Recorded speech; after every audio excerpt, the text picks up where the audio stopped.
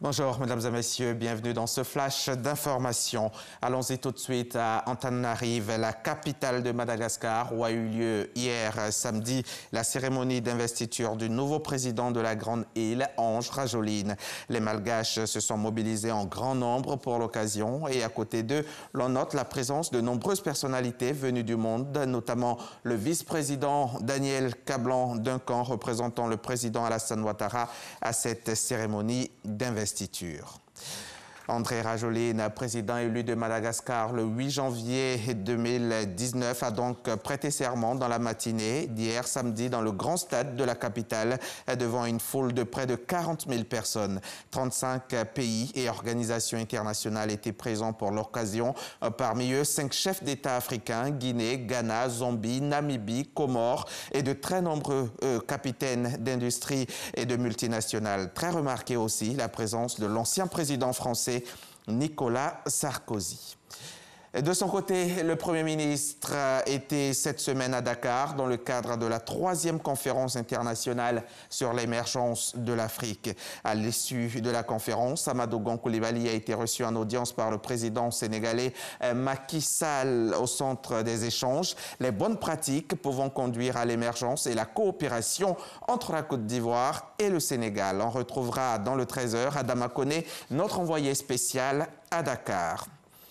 Ces derniers jours, en relayant les communications passées lors du Conseil des ministres, des articles de presse ont fait état de la volonté de l'État de lancer un vaste programme de cession de ses parts dans 82 entreprises à participation publique.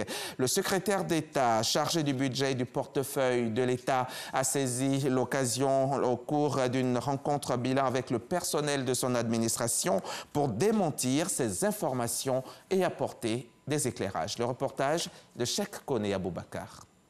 Il ne s'est pas agi pour l'État de se retirer de 82 entreprises, comme j'ai pu le lire dans la presse. Donc de ce côté, il n'y a pas d'inquiétude particulière concernant une prétendue privatisation tout azimut des sociétés d'État.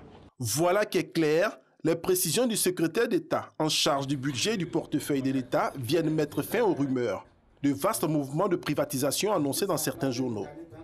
Toutefois, Moussa Sanogo a confirmé que la cession des parts de l'État est en cours de réflexion et se fera en fonction de la rentabilité ou non de ces sociétés. L'État, quand il prend des participations dans une entreprise, c'est lié à plusieurs objectifs. Ça peut être lié à la nécessité, par exemple, de développer un secteur particulier.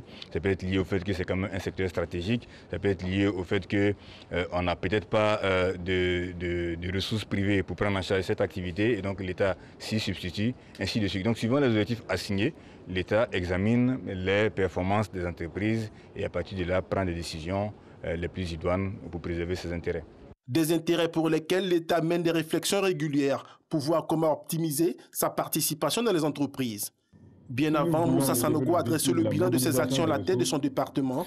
Il s'agit entre autres du lancement de DGI Mobile, de la poursuite de la mise en œuvre des contrats de performance des entreprises publiques et l'installation des nouveaux scanners au poste frontière de Ouangolodougou. Ces résultats, mesdames et messieurs, pour ne citer que ceux-là, sont le fruit de votre dévouement sacrificiel. Dévouement à la cause de la nation, et ce, bien souvent au détriment de vos propres familles. Beaucoup reste à faire en dépit de ce satisfecit.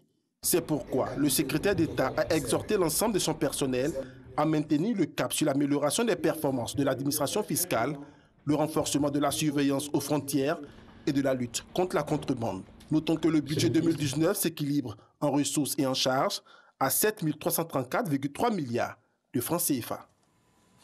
Félix Tshisekedi, président élu de la RDC. La Cour constitutionnelle a statué hier soir lors d'une audience nocturne sur les résultats définitifs de la présidentielle du 30 décembre et a confirmé la victoire du candidat de la coalition Cash. La Cour rejette également le recours déposé par Martin Fayoulou. Avec plus de 38% des voix, Félix Tshisekedi remporte donc le scrutin devant l'opposant Martin Fayoulou et le candidat de la majorité Emmanuel Ramazani Shadari.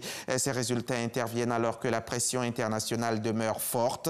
Une délégation de l'Union africaine est notamment attendue demain lundi à Kinshasa, alors que plusieurs chefs d'État africains avaient demandé jeudi à la Cour constitutionnelle congolaise de suspendre la proclamation des résultats.